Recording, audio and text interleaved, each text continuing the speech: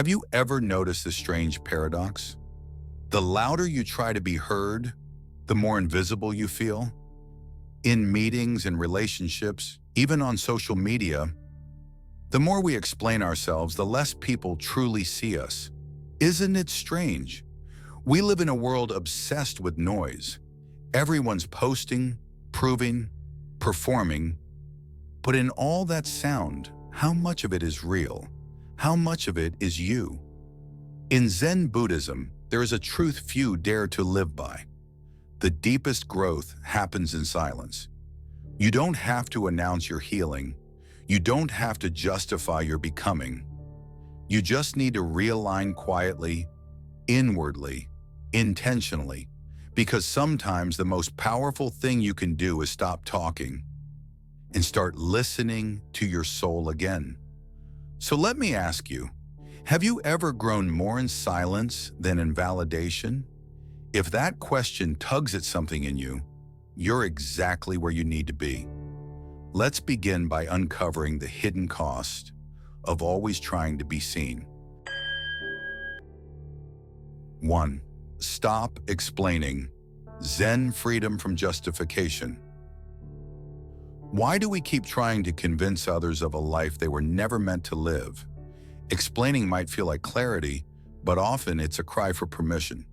And in Zen, the more we seek validation, the further we drift from our center. Let's be honest. How many times have you rewritten a message, rehearsed your reasoning, or overshared your plans just to make someone understand you? It's exhausting. And worse, it's a silent leak in your energy field.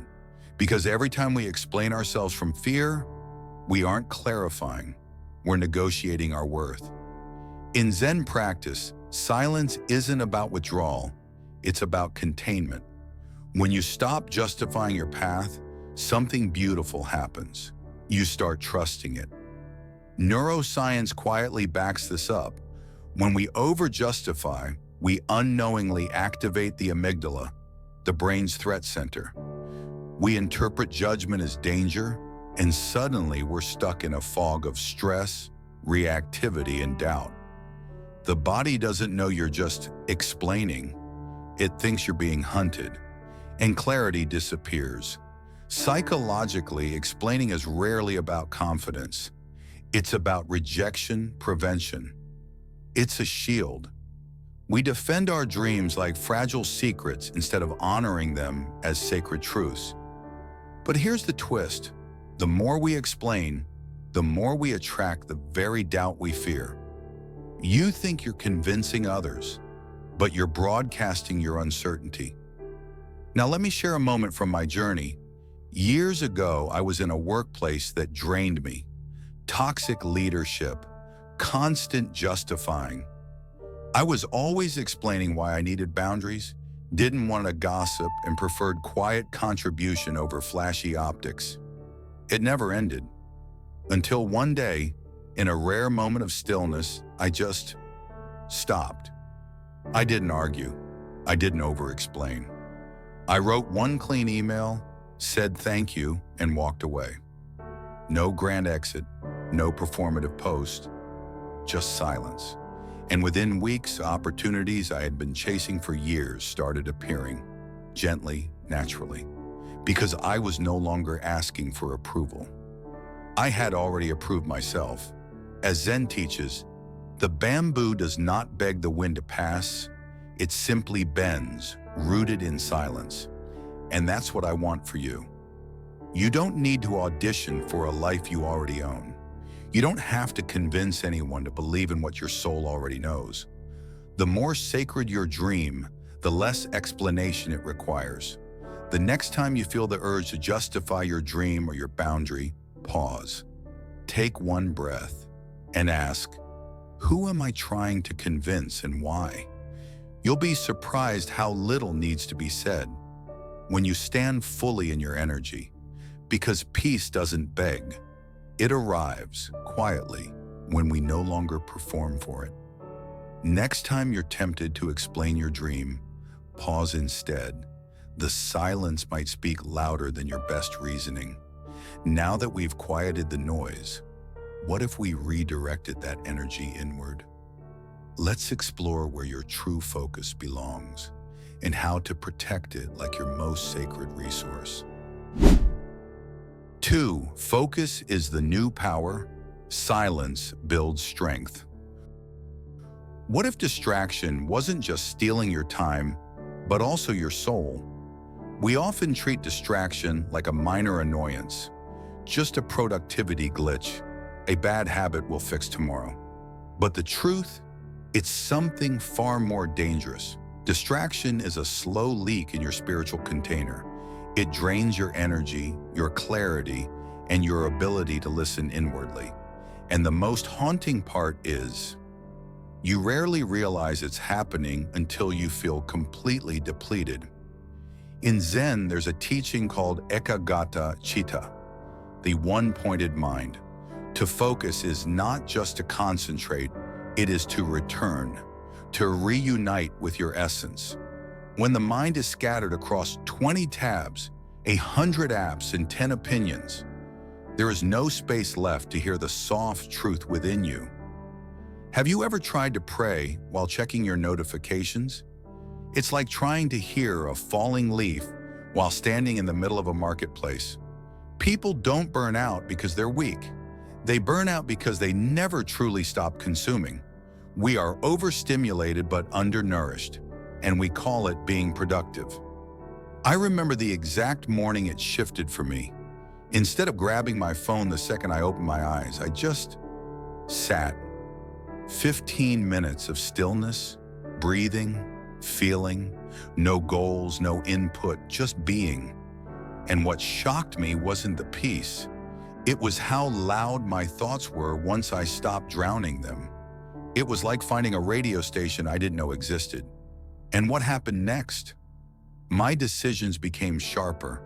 My cravings for validation dropped. I started creating instead of reacting. Oh, and I unfollowed 43 people and suddenly remembered what peace feels like. That was my spiritual cleanse. Free, effective, zero side effects. When your attention is fragmented, your life becomes fragmented. And where your focus goes, your reality grows. If you constantly feed your awareness to things that don't nourish your path, don't be surprised when your life reflects that noise. Here's something I wish someone had told me years ago. You're not lazy. You're not scattered. You're just leaking energy into places that don't love you back. But here's the miracle. Focus isn't just a skill, it's a return. Every time you reclaim your attention from the noise, you step back into alignment. Every time you choose stillness over stimulation, you nourish a deeper part of yourself. And with each intentional breath, each mindful decision, you begin to move with power, not pressure. So this week, choose just 1 hour to be intentionally unreachable. You might be surprised what part of yourself finally finds its way home. But even as you reclaim your attention, there's still one whisper that haunts many of us. What if I fall behind while everyone else moves ahead? Let's talk about that fear next. 3. The comparison trap. Staying present in a competitive world. Comparison doesn't just lie about your worth, it distorts your timing too. In Zen, no flower forces itself to bloom faster. It simply trusts the season. But in today's world, the moment you look sideways, it feels like everyone else is ahead. Publishing books, launching businesses, getting promoted, going viral. And suddenly, your quiet progress feels embarrassing. Yet this is the great distortion. We mistake visibility for growth. But real growth, the kind that lasts, happens underground, before it ever breaks the surface. I remember attending a silent retreat in Japan. No phone, no small talk, just stillness. On the third day, I noticed one of the oldest monks moving slower than everyone else. His steps were deliberate, his posture humble, his silence louder than any speech. I found myself comparing, he should be faster. Isn't that mastery? But over time I realized, he had already arrived. He wasn't behind, he was anchored. I, on the other hand, was sprinting in circles in my mind. The ones who rush often don't trust the ground they're standing on. But those who root deeply don't need to chase. Let's talk about the mental cost of comparison. Every time you measure yourself against someone else's progress, you unknowingly abandon your timeline. Your mind floods with what-ifs. Your decisions are slow. Self-doubt blooms faster than any goal you had. And what's worse, it's addictive. There's a spike of excitement when you see someone succeeding. And then, just as quickly, the crash. Why not me? That crash is subtle, but it wears away your clarity day by day, like a wave that keeps eroding the same shoreline. You end up not only exhausted, but unsure. Not because you don't have a path, but because you've been walking someone else's. A bonsai doesn't become beautiful by growing fast. It's shaped with patience, pruned with trust, given space to unfold slowly. Your life is no different. The goal isn't to bloom early, it's to bloom authentically. When your focus is tied to someone else's journey, you block the current meant for yours. It's like watering their garden and wondering why yours isn't growing. I once muted every influencer I was secretly comparing myself to, and suddenly my breakfast tasted better. Coincidence? I think not. You're not behind, you're deepening, and deep roots don't panic when the wind picks up. Try this for just one day. No feeds, no updates, no checking where they are. Let the only timeline you consult be your breath. Because once the noise quiets, you're left with something far more important than pace. You're left with habits. And the question becomes, what are you building when no one is watching? Let's explore that next. 4. Discipline over motivation. What Zen means by practice. If you only act when you feel like it, your future will always depend on your mood. In Zen, they don't ask, "Are you inspired today?" They ask, "Did you show up?" Because showing up isn't a reaction to your feelings. It's a choice beyond them. That's why it's called practice. Most people misunderstand discipline. They think it's about forcing yourself through misery. But real discipline, true Zen practice, is far more tender. It's devotion dressed as repetition. It's how you bow to your future self before they arrive. There's a kind of quiet magic in repetition. Do something often enough and it stops being an action. It becomes part of your nature. Not because it's flashy, not because anyone notices, but because your nervous system begins to remember it. Your inner rhythm, once chaotic, starts to sync with peace. Every morning, I return to the same ritual, a single cup of tea in silence. No phone, no headlines, no agenda. The water boils, the steam rises, and somehow in that tiny moment, I begin to re-enter myself. The world hasn't changed, but I have. I'm steady, rooted, awake. At first, I thought I needed motivation to keep going, but over time I realized the ritual itself became the reason. I didn't need to feel like it anymore, because I knew who I was when I did it. Discipline isn't the opposite of freedom. It's the foundation for it. Without rhythm, everything feels urgent. But when your life moves to a steady beat, you stop chasing and start aligning. You see, the brain quietly rewires itself based on what you repeat, not what you wish. And every time you choose to sit, breathe, write, stretch, pause, you're building a new default setting. One that doesn't panic when life feels heavy. One that doesn't scatter when the world screams for your attention. You begin to trust yourself, Not because of some breakthrough, but because you showed up quietly again and again. And let's be honest, if monks only chanted on the days they felt like it, we'd have a lot of very quiet monasteries. Over time, even the smallest practice starts to attract a different kind of life. The kind that moves toward you, not because you chased it, but because your consistency invited it, like a soft drumbeat calling clarity home. You don't need motivation, you need rhythm.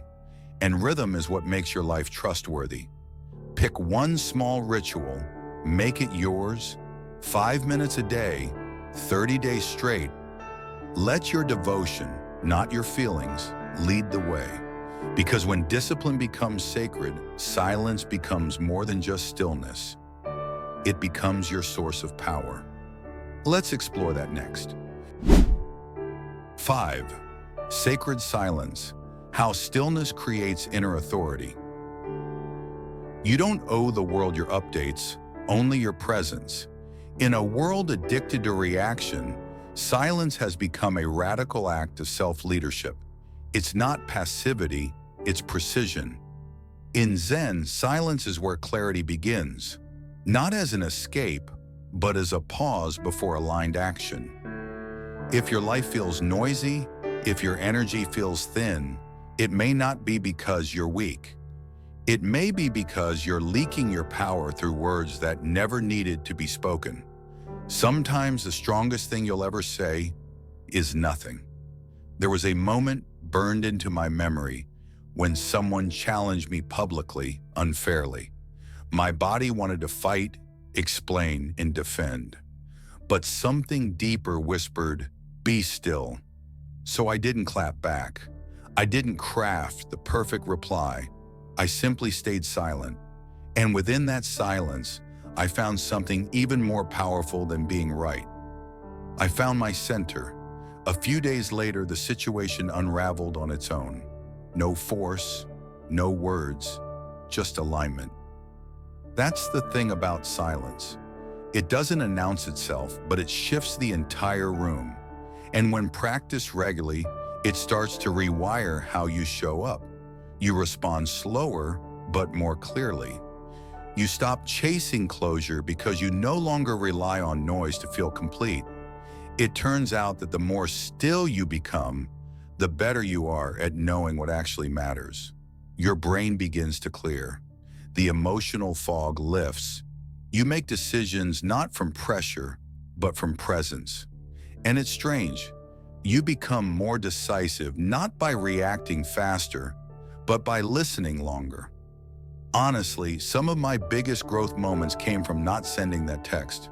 You know the one, with the paragraph, and the perfect zinger at the end. Yeah, silence saved me, and probably saved them too.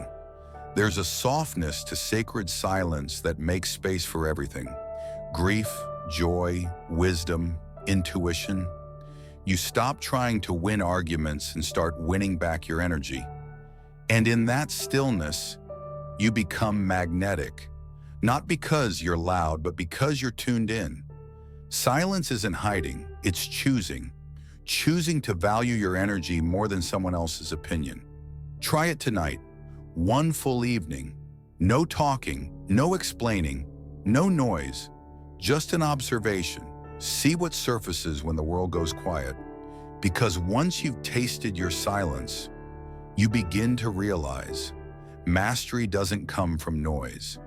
It comes from the daily rituals, the quiet habits, the small sacred things that build your path from the inside out. Let's walk there next. 6. Let results speak. The quiet confidence of Zen mastery. Real power doesn't need applause. It echoes in results. A Zen master never announces their awakening. They sweep the floor, they boil the tea, and somehow the entire room changes. Not because they said anything, but because they become something. You see, true confidence doesn't shout, it resonates. It doesn't seek validation. It walks with quiet proof. And that kind of strength can't be posted. It must be practiced. There was a year I stopped telling anyone what I was working on. No social media posts, no long explanations, just daily actions, quiet, invisible, steady. And what happened surprised me. Without the performance, I had more energy for the process. Without the updates, I had more room to evolve. I achieved more in that 1 year of silence than in 5 years of talking about what I was going to do. When you don't post it, you don't need likes. You just need alignment. Quiet consistency became my compass. Each habit I practiced, without needing to prove it, stacked upon the last, like droplets filling a stone bowl. At first, it looks like nothing is happening, but then the bowl overflows, and so does your life. The power of this practice isn't in the ritual itself. It's in what the ritual builds beneath the surface. A quiet certainty that doesn't tremble in chaos. A rooted self-trust that no praise or criticism can shake. And yes, this stillness rewires you. The more you act in alignment with who you say you are, the more your inner world stops doubting and your outer world begins reflecting. It's funny how productive you get when you stop telling 10 people daily how productive you plan to be. And no, this isn't about shrinking. It's about centering. You don't need to prove that you're on the path when you are on the path. That's the Zen of it all. You become magnetic not because you shout louder, but because your frequency is steady, clean, and calm. That's what draws things in. You don't owe anyone your timeline. You owe yourself your truth. This week, keep your next goal private. No announcements, no applause.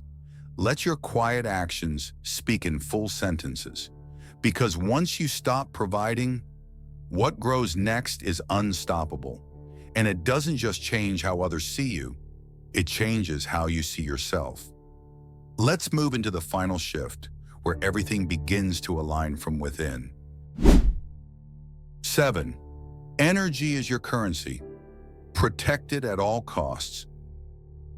Every moment you spend explaining, arguing, or defending, you're paying with life force. If you woke up each day with a limited balance of energy like money in a bank account, would you spend it arguing with strangers? Would you waste it refreshing someone else's highlight reel? Or trying to convince people who've already made up their minds? Zen doesn't just tell us to conserve energy, it teaches us to honor it. Every breath, every choice, every glance of attention is sacred. And most of us are going bankrupt without knowing it. You're not tired because you're doing too much. You're tired because you're investing in things that don't grow you. One day, I made the quietest yet boldest choice of my adult life. I stopped giving updates to someone who only responded with subtle criticism. No announcement, no confrontation. I just stepped back. And the fog in my mind lifted like morning mist over still water. I could hear myself again. Sometimes the most radical healing comes not from doing more, but from removing the one thing that drains you every day. When your energy is scattered, your thoughts are cluttered. When your thoughts are cluttered, your decisions wobble. And when your decisions wobble, you drift into places you never meant to go. Focus isn't just about productivity.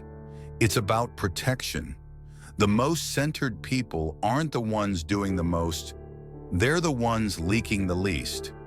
Your attention is a flame. Don't hand matches to the wind. There's a quiet, unshakable strength that comes from knowing, I don't have to argue. I don't have to prove. I don't have to chase. Because when you stop giving energy to the unaligned, you naturally start attracting the aligned. People say the universe listens to intention, but the truth is, it listens to energy. Your boundaries are your prayers in motion. Honestly, the moment I stopped debating with people in my DMs, I gained 3 hours of peace, and probably 5 years on my life. Your energy is too sacred to be spent proving you're enough. This week, audit your energy. Who leaves you feeling more alive? And who leaves you more exhausted than a toddler on espresso? Take notes and act accordingly. Let's take a breath. If you've made it here, you already know the truth isn't loud. It's soft. It doesn't scream. It whispers, gently guiding you back to yourself. You don't need more validation. You need more stillness. You don't need to explain your pace. You just need to honor it, because you're not falling behind. You're becoming. The moments you didn't post, the steps you took in silence, the mornings you showed up when no one clapped, those were never wasted. They were planting roots. You are not broken, you are blooming. And as you've heard throughout this journey, what you give your energy to grows. Every thought, every focus, every boundary you honor, it is shaping the reality you'll wake up to tomorrow. So ask yourself gently, are you feeding your future or feeding your fears? Leave a comment below. Which part of your life needs your silent focus most right now? And if this message felt like coming home, subscribe to a quiet community of growth, wisdom, and grounded alignment. Your future doesn't need noise. It needs your attention, and you're already on your way.